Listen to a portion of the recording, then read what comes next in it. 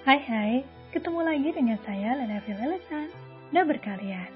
Dan selamat datang di audiobook keluaran dari Audio Tour. Oke, kita langsung lanjut aja ke episode Mengenang. Dari novel Suami Pengganti, karya Mami Kembar. Selamat mendengarkan. Jesslyn kembali ke rumahnya. Hari sudah menjelang sore sejak dia kembali dari pemakaman.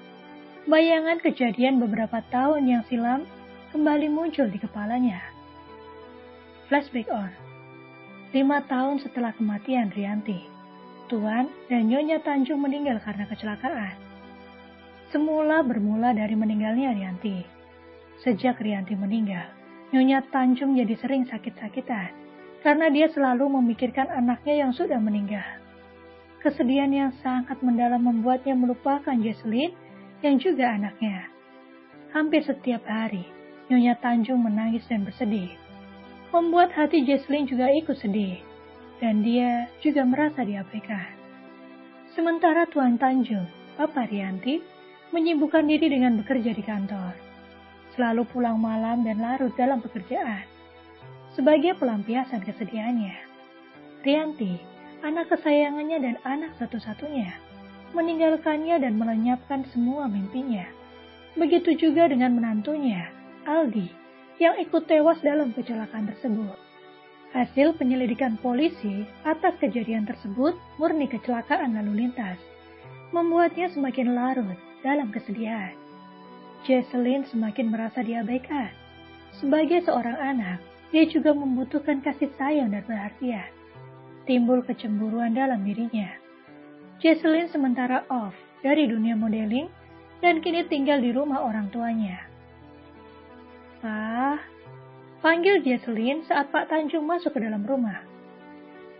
"Ada apa?" tanya Pak Tanjung. "Boleh nggak Jesslyn bantu Papa di kantor?" ucapnya hati-hati. Pak Tanjung tampak terkejut dengan ucapan Jesslyn. Selama ini Jesslyn tidak pernah tertarik dengan dunia bisnis. Begitu juga dengan kuliahnya. Dia mengambil jurusan desain, bukan jurusan ekonomi atau bisnis. Jesslyn kembali bersuara setelah dilihatnya Pak Tanjung, hanya memandang dirinya. "Jika Papa keberatan, aku tidak apa-apa," ucapnya pelan. "Papa tidak keberatan. Papa cuma terkejut karena kau tiba-tiba tertarik dengan dunia bisnis. Papa sangat senang. Akhirnya kau mau membantu Papa," ucap Pak Tanjung. "Terima kasih, Pak," jawab Jesslyn dan menghambur memeluk papanya. "Besok pagi kau berangkat dengan Papa. Papa akan mengenalkanmu dengan para karyawan dan staf kantor," ucap Pak Tanjung. "Sekarang kau tidurlah, agar besok tidak terlambat," tambahnya. Jesslyn menaiki tangga menuju kamarnya. Kamar Jesslyn ada di lantai 2, bersebelahan dengan kamar Rianti. Jesslyn segera membaringkan tubuhnya dan tertidur lelap. Dia sangat bahagia. Akhirnya papanya mau mengajaknya bekerja di kantor. Sebuah awal yang sangat bagus. Sementara di kamar mereka, Pak Tanjung dan istrinya sedang membicarakan keinginan Jesslyn masuk ke kantor. "Apa Papa yakin Jesslyn mampu bekerja di kantor? Sementara kita tahu prestasi akademiknya sangat jelek. Bahkan dia juga lulus dengan terpaksa.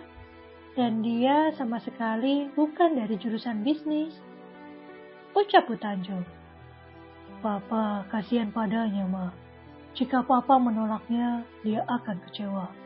Lagi pula, siapa lagi yang akan meneruskan usaha Papa jika bukan dia?" jawab Pak Tanjung. "Tapi Pak," protes Bu Tanjung.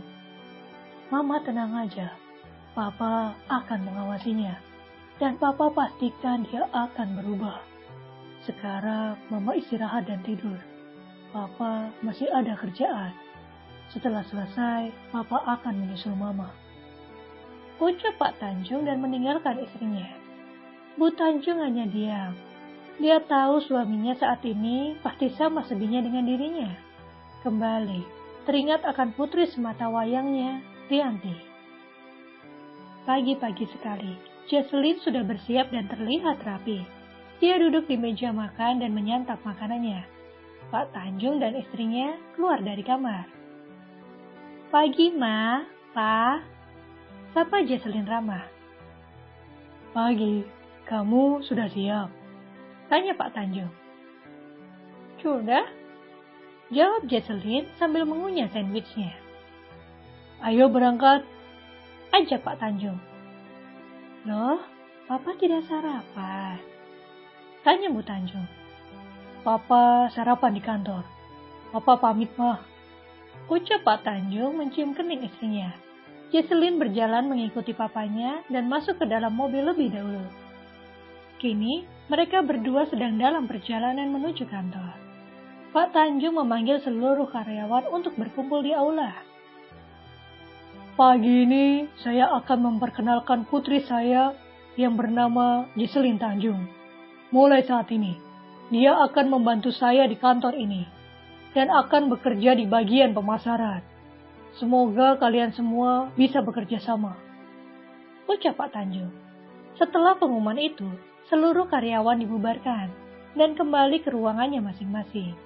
Jesselyn memasuki ruangannya. Dia menjabat sebagai manajer pemasaran, dibantu oleh beberapa karyawan yang terlatih di bidangnya. Jesselyn tersenyum senang. Dia duduk dan memandang kursinya dengan bahagia. Kini, dia sudah masuk ke dalam kantor ini. Waktu terus berlalu, hingga kini Jesselyn menduduki jabatan wakil direktur. Semua pencapaian ini dia raih dengan kerja keras. Semua usahanya tidak sia-sia. Ini juga berkat seorang pria yang selalu membantunya. Dan kini, pria itu telah resmi menjadi kekasihnya. Siapakah pria tersebut? Tunggu jawabannya di episode selanjutnya. Nah, udah selesai nih untuk episode ini. Jangan lupa kasih like dan komentar pada novel audiobook dan juga novel autornya. Terima kasih dan sampai jumpa.